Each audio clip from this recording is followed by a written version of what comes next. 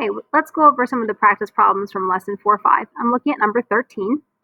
Your friend incorrectly factors the expression 15x minus 20xy to be 5x times quantity 3 minus 4xy.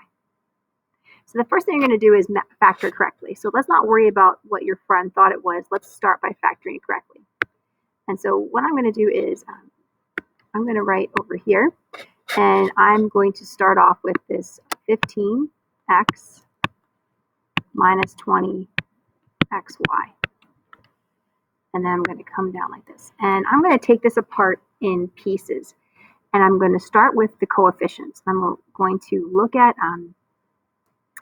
15 and 20. Well, remember, I'm subtracting, so that's really plus negative 20. So 15 and negative 20. So I think to myself, something times something is 15. And I know like 1 times 15 is 15. But I also know that 3 times 5 is 15. Well, 4 times 5 is 20. So they have a common factor of 5. So 5 times what is 15? 3. And the x is still there. And 5 times what would be negative 20? Negative 4. And the x and y are still there. Now I look at the coefficients that I have. I have 3 and 4, 3 and negative 4, and they don't have any common factors. So I know that I found the greatest number that goes into both the coefficients. Now I'm going to look at the variables. Do they have any variables in common? Well, they both are being multiplied by an x. That means this x is a common factor. So what would I have to multiply x by to get 3x? 3. And what would I have to multiply negative 4xy? Well, I have to multiply x by to get negative 4xy. Well, I'd have to multiply it by negative 4 and y. So what I want you to notice is what I just did is I wrote the exact same thing as it was before, except missing an x and missing an x. If you remember the distributive property, when we had the x on the outside of the parentheses, we gave everything an x. Well, now I'm taking it away, and that's why it's back on the outside.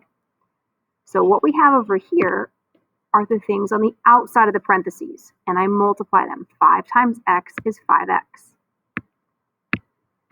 And what we have over here is what's left over inside the parentheses, 3 and negative 4y.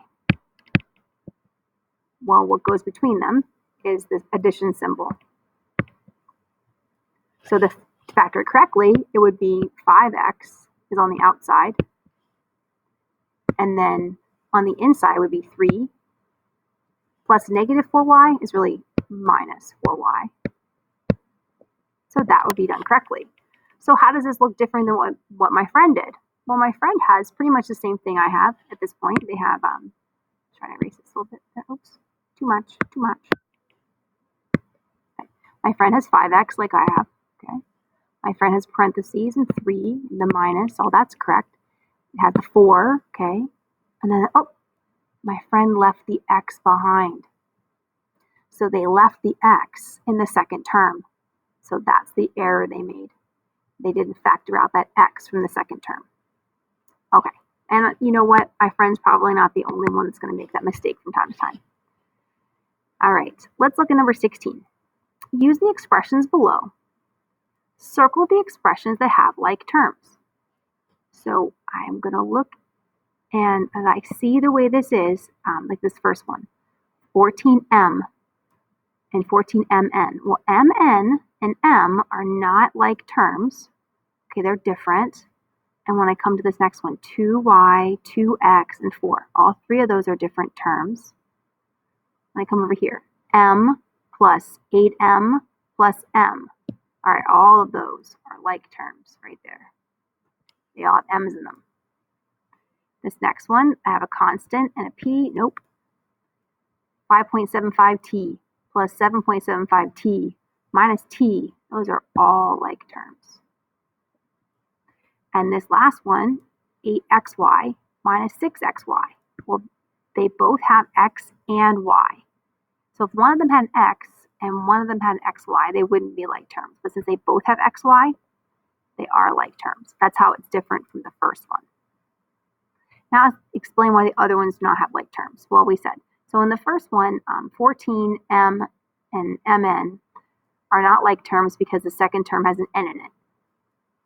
And the other two, they don't have the same letters at all. So that's why they're not like terms. That's number 16. Right. So number 19, write an expression that is the product of two factors and is equivalent to negative 2x minus 10. That all sounds really tricky. So I'm going to bring it over here. What that really means is factor this expression. So I'm really supposed to just factor this expression.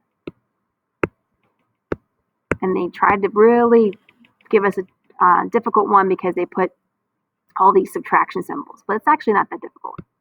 So negative 2x minus 10 is the same thing as plus negative 10. So I'm just going to look and see. Something times something is negative 2. And something times something is negative 10. Well, negative 2 is easy because it's prime. So the only number, 2 is prime. So the only thing I can multiply by each other to get 2 is 1 times 2.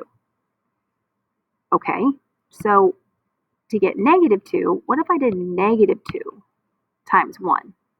Wouldn't that also equal negative 2? So negative 2 times 1x should give me the negative 2x. Well, negative 2 times what would equal negative 10? Negative 2 times 5 equals negative 10. So the stuff on the outside here is what's on the outside the parentheses. And what's left over is what goes inside the parentheses, x. And there's that plus symbol. Now look at this 5. Notice how this 5 is positive now because that negative from the negative 10 is on the outside. And the subtraction symbol, that became addition. So this is plus 5. So negative 2x. Negative 2, times x plus 5. It's always good to get that negative on the outside. We keep the negative on the outside, right? We want to stay positive on the inside. Okay. Thanks for watching.